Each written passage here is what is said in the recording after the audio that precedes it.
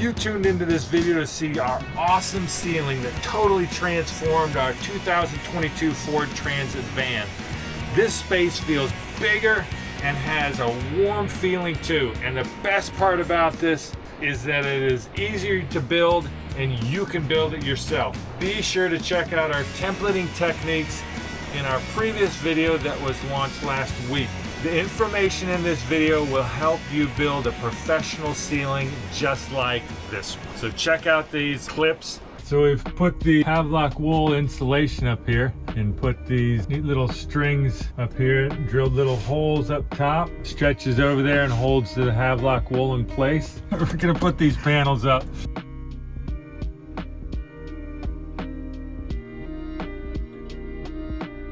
The screws that I'm using to attach this black painted 1/4-inch plywood are these black 1¼ inch truss head screws right there.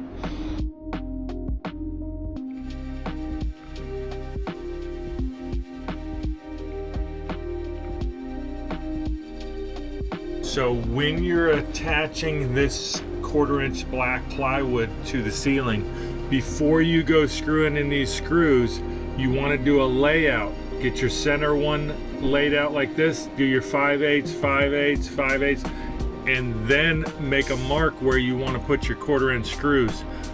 That way, when your ceiling, your black ceiling is up in the air, you can attach these in place as opposed to on your workbench.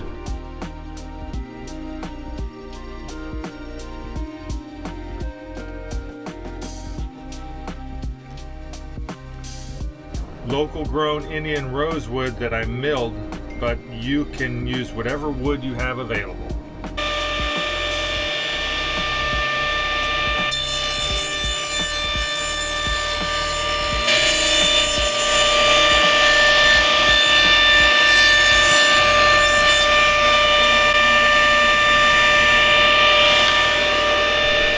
So what we've got here, a couple pieces that are going to be for our puck light. So what's going to happen is our puck light's going to come right in the middle of here, and then we're going to cut that, and here's how we're cutting it. So what I do is I need 21½ inches from puck light to puck light. So I come over here, make a dimension here at 21½ inches. So 5/8 of an inch is what I left from this edge to the edge of the light here. There's a black trim ring around here, but it disappears. So that's how I left my gap. And that's where you got my 21 inches from this edge right here to this edge right here. But you can see the black trim ring is around the light. I counted that as my gap. There's 21½ inches. Double check myself. So then I just slide this in like this to where my line comes right to the edge of that. Check for squareness. And then we drill it.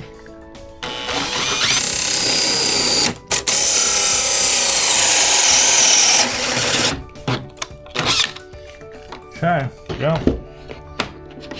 And that makes my 2 cuts. There. Now what's even better is now, if you come along like this, we've got a full grain match. And then it also comes over here and gives me the other one. So I got this one cut.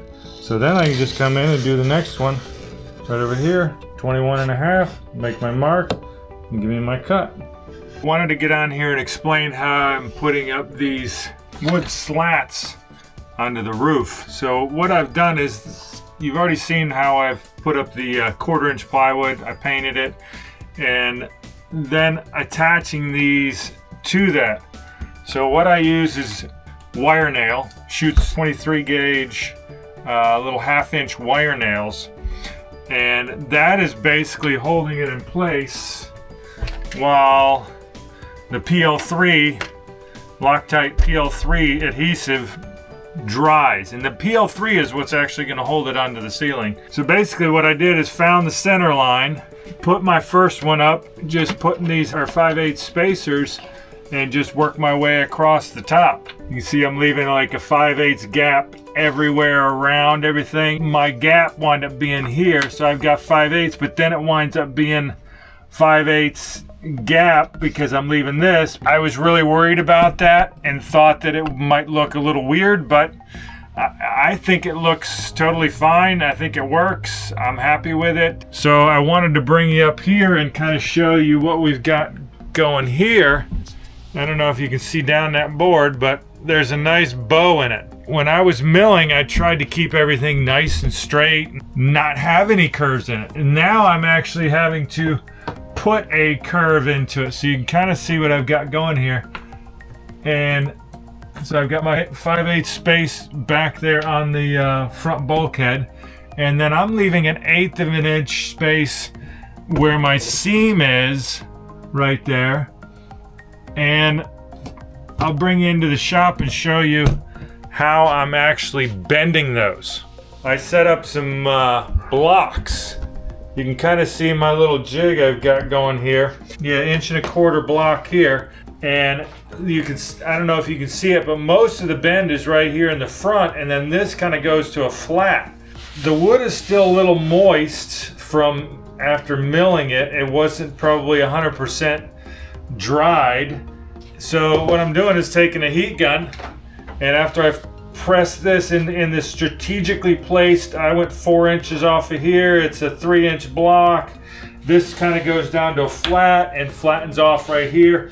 But basically what I'm doing is taking the heat gun, running it over this. I'll turn that off so you can still hear me.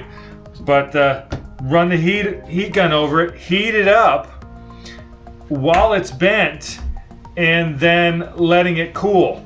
Now these being only 1/4 inch, this is going to heat up, it's going to stay there, then it's going to cool off.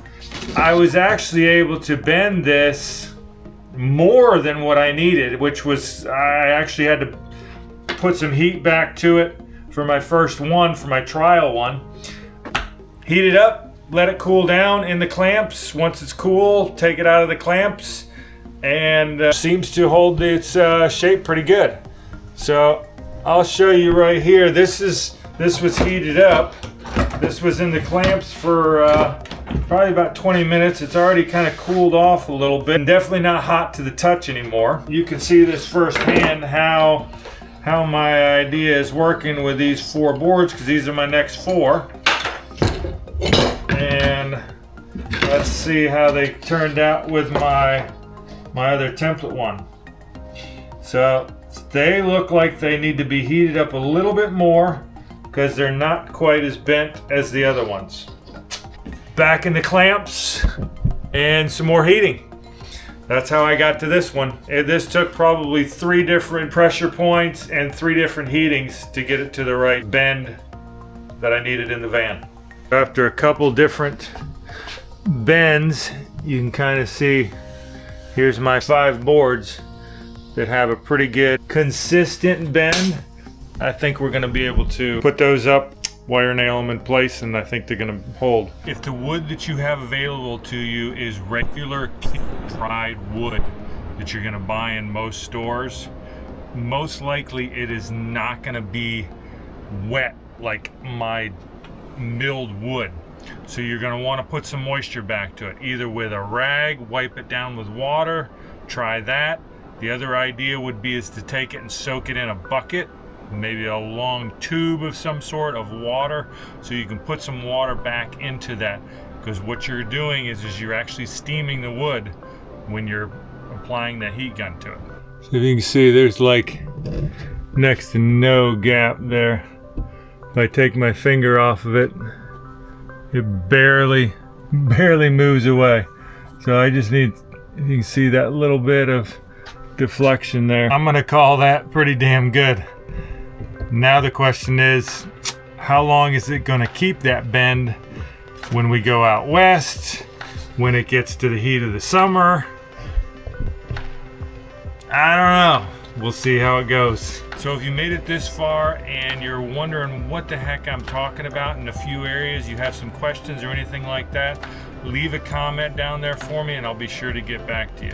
And hey, while you're at it, hit that like button too. That always does help. So I wanted to give you a look. So I've left about 3/16 of an inch. Got my 5/8 spacers in here. And then I put 5/8 spacers along here. Put some PL3 on the back of that after doing the bending. And then wire nailed them up. And I think it came out pretty darn good. So in conclusion to this ceiling, the bend right here held very well. It did not have a problem. The problem is the 1/4 inch painted board back here.